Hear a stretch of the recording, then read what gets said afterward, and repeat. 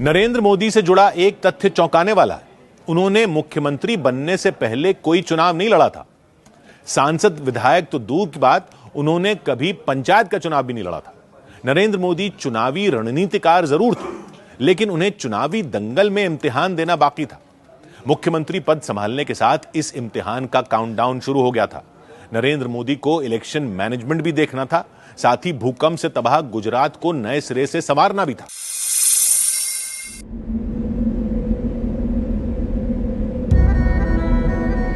गुजरात के अंदर पाकिस्तान की सीमा पर आखिरी गांव है कच्छ के रेगिस्तान में दोरडो। आखिरी गांव को जिंदा कर दिया, उसके कारण पूरा इलाका जिंदा हो गया। मुख्यमंत्री नरेंद्र मोदी ने पहली कैबिनेट बैठक में अपने इरादे साफ कर दिए थे। उन्होंने सरकार के सभी मंत्रियों और नौकरशाहों को कहा था, मैं गुजरात में वनडे मैच खेलने आया हूं, टेस्ट मैच नहीं।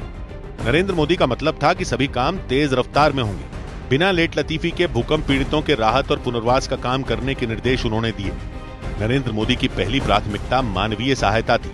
उनके काम का स्टाइल तब कैसा था, इसे वासन अहिर से सुनिए, जो उस वक्त कच्छ के अंजार से विधायक थे। 8 घंटे तक मेरे घर पर बैठे और पूरे हिंदुस्तान के बहुत बड़े बड़े एनजीओस और देश की सेवाभावी संस्थाओं को इस कार्य में जोड़ने में नरेंद्र भाई ने उसी वक्त, वो और कोई वहीवटी पद पर नहीं थे, वो कोई मुख्यमंत्री नहीं थे, लेकिन उस टाइम पे पूरे रिहेबिलिटेशन का अगर जो टू द प्लानिंग किया हो ना, तो नरेंद्र भाई मोदी ने कच्छ के लोगों के लिए किया। देश विदेश जहां से जो भी आर्थिक मदद मिल सकती थी, नरेंद्र मोदी ने जुटाई। उनके प्रयासों से विश्व बैंक ने 300 मिलियन अमेरिकी डॉलर और एशियाई विकास बैंक ने 500 मिलियन अमेरिकी डॉलर का ऋण दिया। वित्तीय सहायता जुटाने के बाद इसके सही इस्तेमाल का पूरा ख्याल नरेंद्र मोदी ने खुद रखा, जिससे आपदा प्रभावित कच्छ की तस्वीर कुछ ही दिन में बदलने लगी। यही नहीं, नरेंद्र मोदी ने गुजरात को राज्य आपदा प्रबंधन अधिनियम लागू करने वाला भारत का पहला प्रदेश बनाया। भूकंप से हुई तबाही के बाद नरेंद्र मोदी ने 3,391 सार्वजनिक भवनों को दुरुस्त किया।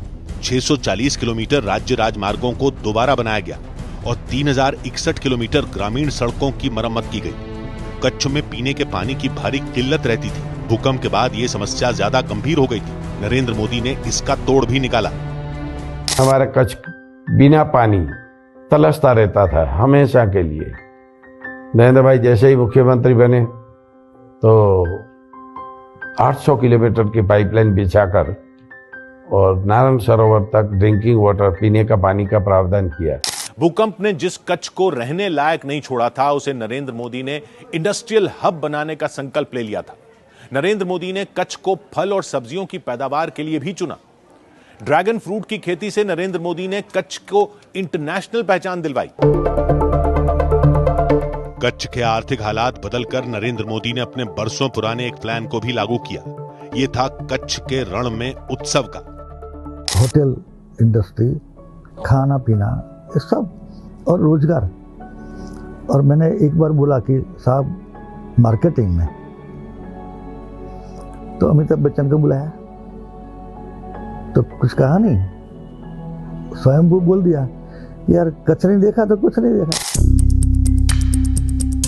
नरेंद्र मोदी प्राकृतिक आपदा में विजेता बनकर उभर रहे थे, लेकिन राजनीति के अखाड़े में उनकी चुनौतियां बरकरार थीं। 2001 में हुए कई अहम चुनावों में गुजरात में बीजेपी को करारी शिकस्त का सामना करना पड़ा था। जैसे राजकोट नगर निगम, अहमदाबाद नगर निगम, साबरकांठा लोकसभा और साबरमती विधानसभा के उपचुनावों में भी बीजेपी को हार का सामना करना पड़ा था।